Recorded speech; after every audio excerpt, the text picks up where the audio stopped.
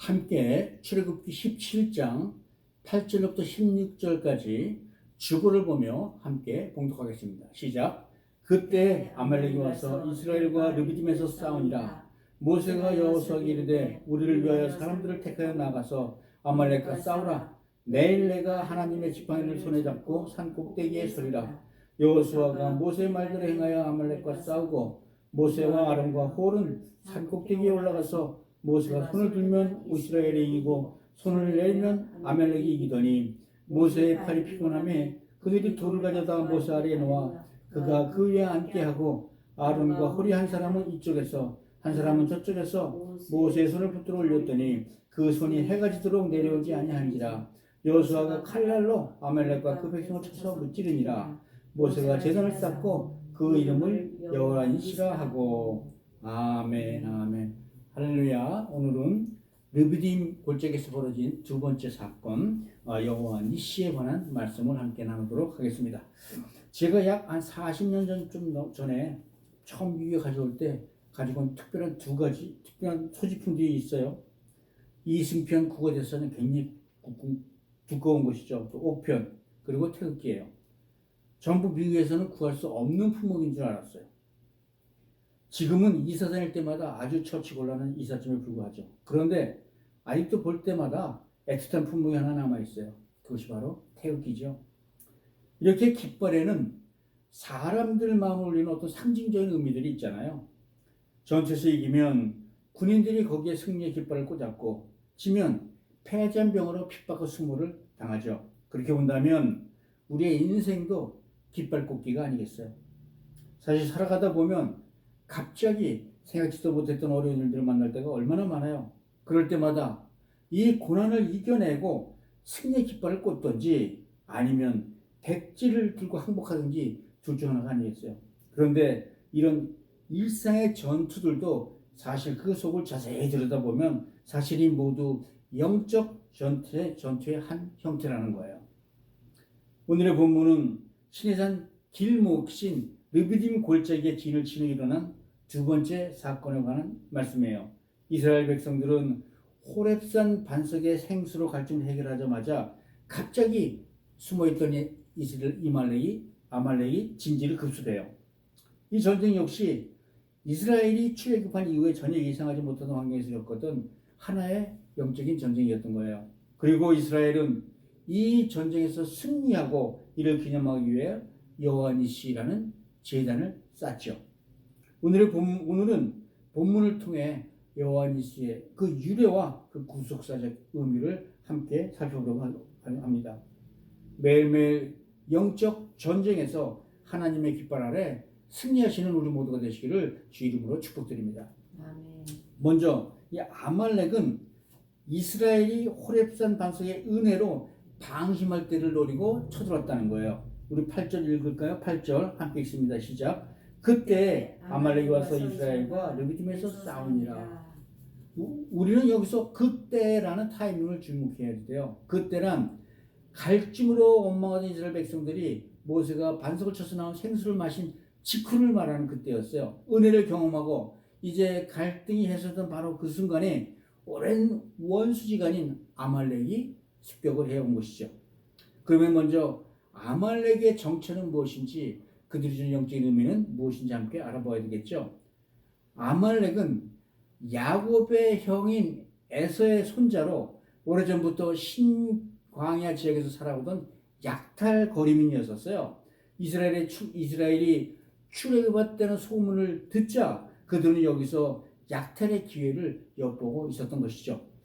성경에서는 이삭의 큰 아들로 동생 야곱에게 속아 신령한 장자권을 죽 한 그릇에 팔아넘기죠. 후에서는 다시 장자권을 찾으려고 아버지 이삭에게 호소했으나 실패하자 그때부터 야곱에게 복수할 것을 다짐해요.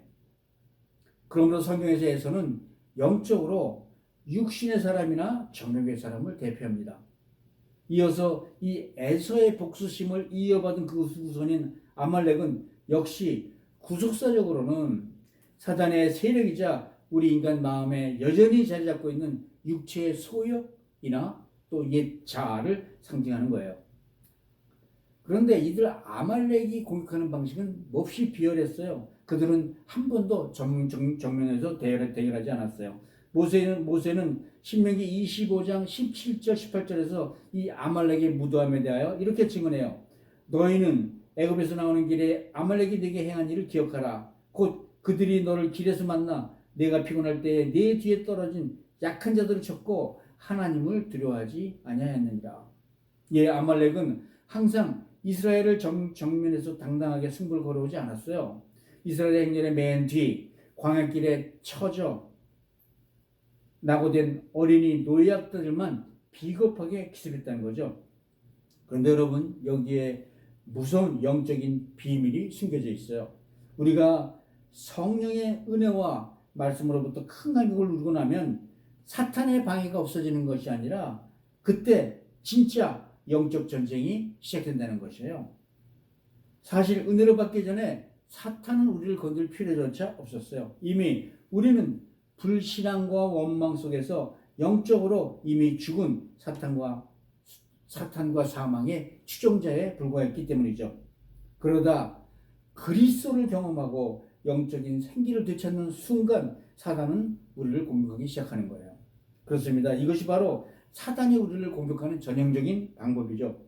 사단은 우리가 영적으로 충만하고 깨어있을 때는 쉽게 덤비지 않아요. 그러다 육신이 피곤하고 영적으로 침체해서 낙심이나 두려움으로 차있을 때, 또 우리의 믿음의 공동체에서 저만큼 뒤처져 있을 때 사단은 여지없이 뒤처진 사람들의 그 마음에 탐수고 들어와 의심과 불평의 화살을 쏘아대는 것이죠. 즉 예수 믿고 구원받았다고 해서 우리 안에 옛 습관과 죄의 본성이 단숨에 사라지지 않는다는 거예요. 기도와 말씀의 대화에서 나오되는 순간 우리 안에 옛 사람은 즉시 우리의 생각과 마음을 다시 점령한다는 거예요. 갈라디아 5장 17절은 이 내적인 아말렉과의 전쟁을 이렇게 설명하고 있습니다. 육체의 소욕은 성령을 거스려 성령은 육체를 거스르나니 이 둘이 서로 대적하므로 너희가 원하는 것을 하지 못하게 하려 함이니라. 그렇습니다, 성도 여러분. 우리 안에서 벌어지는 이런 영적 전쟁은 가상의 드라마가 아니라는 거예요. 아무리 구원받았다고 스스로 강하게 믿어도 사단은 끊임없이 공격해 우리를 영적인 패배자로 만들어야 한다는 거예요. 그러므로 우리 안에 옛사람인 아말렉의 기습에서 항상 영적으로 깨어 있어야 할 줄로 믿습니다. 아멘. 항상 주의름으로 깨어 있어 아말렉과의 이 영적 전쟁에 승리하는 우리 모두 되시기를 주의름으로 축복드립니다. 아멘. 두 번째, 사단과의 영적 전쟁에서 승리하는 데는 세 가지의 영적 원리가 있어요. 갑작스런 아말렉의 공격 앞에서 모세가 세운 전략은 두 가지였어요. 우리 본문 9절 10절 함께 읽습니다. 9절 10절 시작. 모세가 여호수아에게 이르되 우리를 위하여 사람들을 택하여 나가서 아말렉과 싸우라. 내일 내가 하나님의 지팡이를 손에 잡고 산 꼭대기에 서리라. 여호수아가 모세 말대로 행하여 아말렉과 싸우고 모세와 아론과 홀은 산 꼭대기에 올라가서 아멘.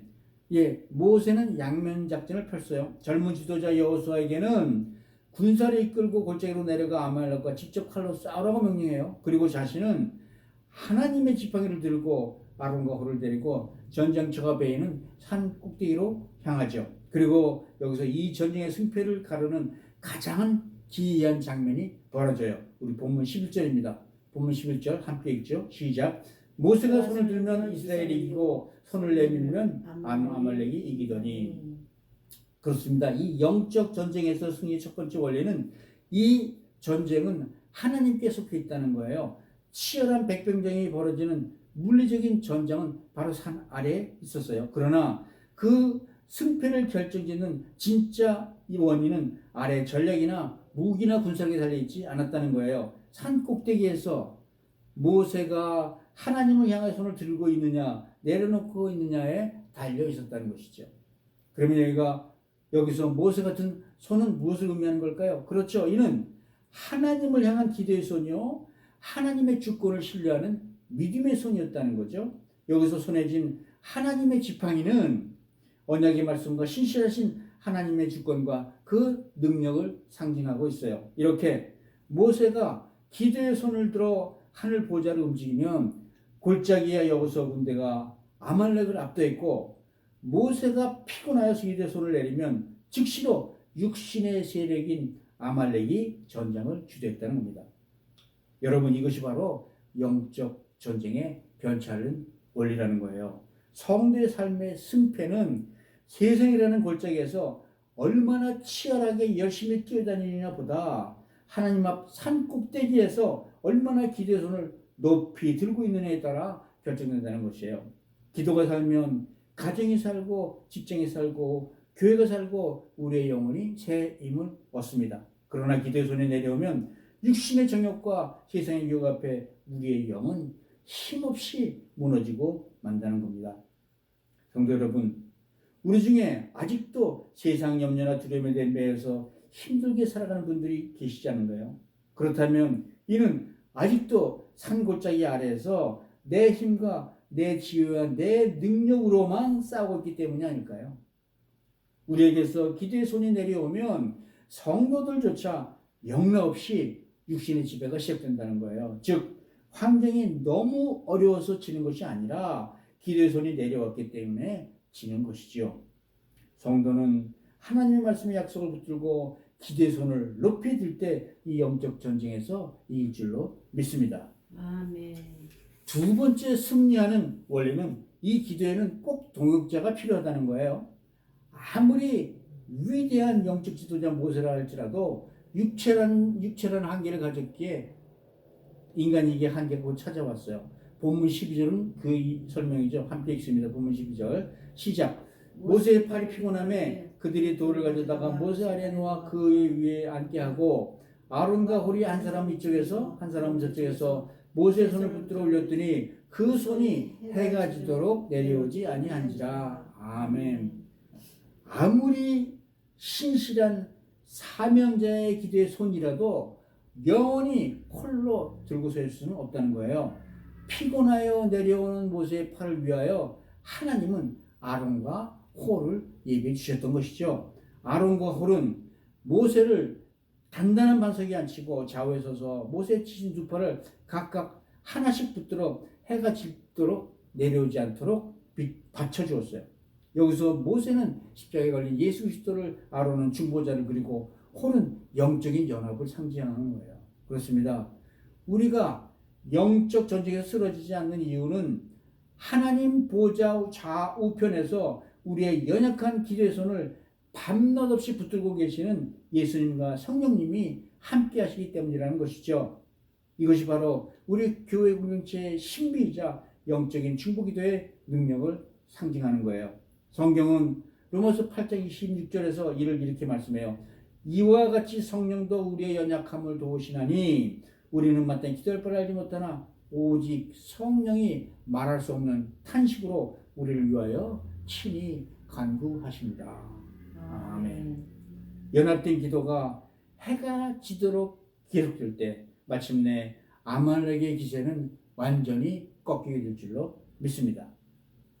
마지막으로 영적 전쟁에서 승리하는 이 세 번째 원리는 기도와 순종은 동전의 양면처럼 항상 함께 가야 된다는 것이죠. 산꼭대기에서 모세와 아론, 홀이 기도하는 동안 산 아래에서는 여호수아가 목숨을 걸고 싸우고 있었어요. 우리 13절 함께 읽습니다. 시작. 여호수아가 칼날로 아말렉과 그 백성을 쳐서 무찌르니라. 우리는 가끔 기도의 중요성만 강조하다가 삶의 현장에서 믿음의 행함에 소홀히 하는 경우들이 종종 있죠. 그러나 기도는 하늘의 능력을 가져오는 통로이며 순종은 그 능력의 삶을 현장에서 실천하는 도구가 된다는 겁니다. 여호수아는 모세의 명령에 순종하여 아무 의심 없이 군사들을 이끌고 적진으로 뛰어들어요. 우리도 역시 기도로 영적인 공급을 얻어 이제 삶의 자리에서 말씀대로 순종의 칼을 휘에 들러야 할 때가 되는 줄로 믿습니다. 믿음의 선한 싸움을 실제로 싸워나갈 때 하나님은 원수를 우리 발 아래 상하게 하실 줄로 믿습니다. 우리 모두 그리스도 십자가 아래 영적 전쟁에서 승리하는 은혜 누리시기를 주의 이름으로 축복드립니다. 아멘. 세 번째, 전쟁에서 승리한 이스라엘을 위해 하나님께서는 여호와 니시를 선포하시죠. 모세의 손이 해가 지도록 내리지 않자 골짜기에는 드디어 거대한 반전의 역사가 일어났어요. 본문 13절 우리 함께 읽습니다. 시작. 여호수아가 칼날로 아말렉과 그 백성을 쳐서 무찌르니라. 이에서 하나님께서는 본문 14절에서 이 승리를 기념하면서 이렇게 말씀하세요. 여호와께서 모세에게 이르시되 이것을 책에 기록하여 기념하게 하고 여호수아의 귀에 외워 들리라. 내가 아말렉을 없이하여 천하에서 기억도 못하게 하리라. 아멘. 오합 지더지던 이스라엘 군대가 당대 광야의 약탈자 군대였던 아말렉을 칼로 쳐 대승을 거뒀어요. 이것이야말로 군사력의 승리가 아니라 하나님의 초자연적인 계획의 결과요, 기도의 승리가 되었던 것이죠. 그런데 하나님께서는 이 승리를 책에 기록하고 여호수아의 귀에 외워 드리라고 말씀하세요. 이는 앞으로 이 이스라엘을 이끌고 가나안 전쟁을 치러야 할 여호수아에게 역동적인 각성을 요구하신 거예요. 이어지는 16절에서 하나님은 이스라엘에 세워주신 새로운 언약을 이렇게 말씀하시죠. 이르되 여호와께서 맹세하시기를 여호와가 아말렉과 더불어 대대로 싸우리라고 하셨다 했더라. 하나님께서는 아말렉을 천하에서 없앨 때까지 대대로 싸우겠다고 선포하셨어요. 그리고 모세는 그 승리 현장에 제단을 쌓고 하나님의 위대한 승리를 선포해요. 본문 15절 우리 함께 읽습니다. 15절 시작. 모세가 제단을 쌓고 그 이름을 여호와 니시라 하고, 여기서 여호와 니시라는 원어의 뜻은 여호와는 나의 깃발이라는 뜻이에요. 깃발은 고대 전쟁터에서 군대 중심으로 우뚝 솟아있는 군기를 의미하죠. 비린내와 흙먼지로 자욱한 전장 속에서 군사들은 대장의 깃발이 서 있는 것을 보며 따라 전진하잖아요. 여러분, 이 선언은 오늘 사는 우리에게 너무나 큰 영적인 위로를 주시는 그런 선언이십니다. 모세가 여호와 니시 여호와는 나의 깃발이라고 외친 것은 이 전쟁의 승리자가 모세나 여호수아나 이스라엘 백성이 아니라 오직 만군의 하나님 여호와 한 분이심을 뿐임을 만방에 선포한 것이죠. 이는 또한 하나님께서 친히 대적을 깨뜨리시고 승리의 깃발 꽂으셨다는 믿음의 고백이기도 한 거예요. 이제 우리 내면의 죄책감, 우리를 넘어뜨리려는 이 사탄의 끈질긴 유혹, 우리를 억제는 육신의 정욕과 싸움은 이제 더 이상 나 혼자 외롭게 싸우는 나의 싸움이 아니란 것이죠. 승리의 깃발 대신 하나님께서 친히 내 편이 되시어 내 옛사람과 끝까지 싸워주시겠다는 선언이요 보증인 줄로 믿습니다. 아멘. 사랑하는 성도 여러분, 예수님께서는 이미 2000년 전 골고다 언덕 위 십자가에서 두 팔을 벌리시고 대못에 박힌 채로 기대의 손을 드셨어요. 그리고 다 이루었다 선언하시는 그 순간 사탄의 머리를 깨뜨리시고 승리의 깃발을 꽂으신 것이죠. 그리고 주님은 죽은 지 사흘 만에 부활하심으로 우리에게 영적 전쟁의 완전한 승리를 이루어 주셨어요. 고린도서 2장 15절은 이 승리를 이렇게 기록해요. 통치자들과 권세들을 무력화하여 드러내어 구경거리로 삼으시고 십자가로 그들을 이기셨느니라. 예수 그리스도의 십자가 깃발 아래, 즉 주 권능에 의지하여 믿음으로 행진해 나갈 때 승리의 기쁨을 누릴 줄로 믿습니다. 아멘. 예수를 주요 그리스도로 믿음으로 영적 전쟁에서 승리하는 우리 모두 되시기를 주의 이름으로 축복드립니다. 아멘. 이제 말씀을 맺죠. 사랑하는 성도 여러분, 혹시 어제 받은 주님의 은혜의 잔이 다 마르기 전에 오늘 갑자기 큰 어려움을 마주치지는 않으셨나요? 혹시 여러분의 곁에 인생의 어려움에 지쳐 원망하며 믿음을 포기하려는 우리의 지체들은 보이지 않으신가요? 그렇다면 여호와 니시의 은혜 속에서 연약한 우리의 믿음을 세워주시는 그리스도를 바라보시길 바랍니다. 그리고 지쳐 쓰러져가는 이웃을 위해 두 손으로 아론과 홀처럼 함께 그 두 손을 붙잡아 주시기를 바라요. 영원한 대제사장 되신 예수 그리스도께서 오늘도 우리를 성령으로 붙들고 계심을 신뢰하시기 바랍니다. 그리하면 날마다 우리의 삶의 현장에서 나 대신 싸워주시는 그리스도의 능력을 경험하실 줄로 믿습니다. 아멘. 우리의 일상을 위협하는 영적 전쟁터에서 십자가의 여호와니시라는 승리의 깃발을 높이 걸고 승전을 부리는 우리 모두가 되시기를 주 예수 그리스도 이름으로 축복드립니다.